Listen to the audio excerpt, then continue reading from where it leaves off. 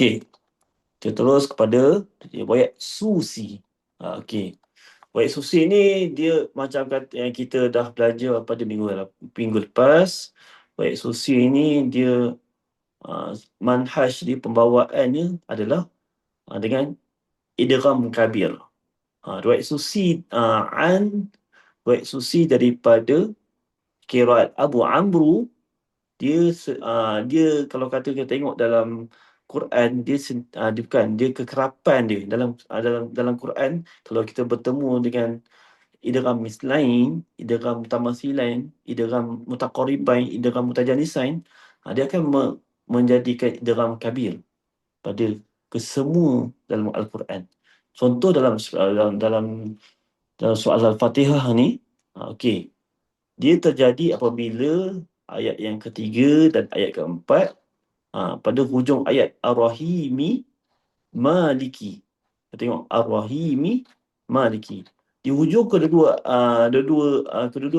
kalimah ni ada mim. Ar-Rahim ni ada mim. Yang pada ayat keempat ada mim. Jadi maka riwayat Susi dia membacakan dengan idgham kabir pada kalimah Ar-Rahimi Maliki. Kalau kata riwayat kita, riwayat Hafs an Asim, daripada qiraat Asim, kalau kita nak baca dalam keadaan wasal ataupun baca dalam keadaan terus, kita baca dengan Ar-Rahmanir Rahim Maliki Yaumiddin. Kita baca dengan tahqiq. Ar-Rahmanir Rahim Maliki Yaumiddin. Tetapi Susi ni lain. Riwayat Susi ni lain. Riwayat Susi ni dia baca dengan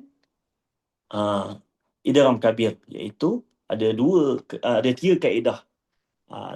Boleh baca dengan 2 harakat, boleh baca dengan 4 harakat dan 6 harakat. Okey, sebelum tu riwayat Susi juga dia baca dengan dalam Maliki ni dengan hazaf alif.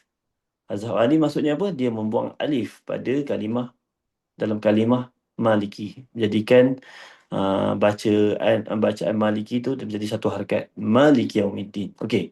Jadi kita sambung yang tadi.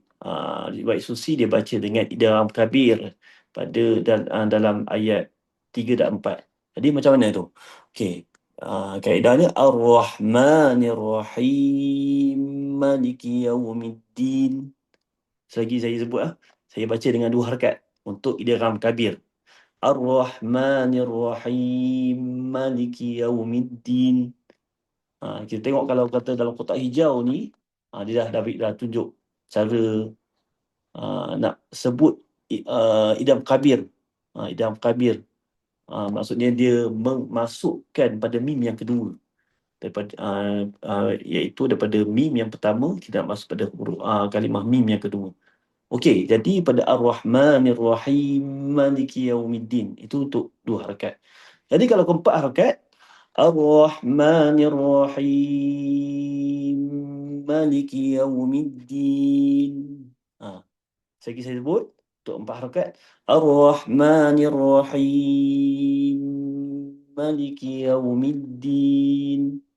Itu untuk 4 harakat bagi idgham kabir. Okey, jadi kalau 6 harakat, mungkin lagi panjang lah. Ar-Rahmanir Rahim Maliki Yaumiddin. Jadi riwayat Susi dia boleh baca 3 kaedah untuk idgham kabir, iaitu 2 harakat, 4 harakat ataupun 6 harakat. Okey, jadi dan mim pada Maliki dibaca dengan hazaf alif. Dan untuk yang ayat 6 ke 7 tiada perubahan.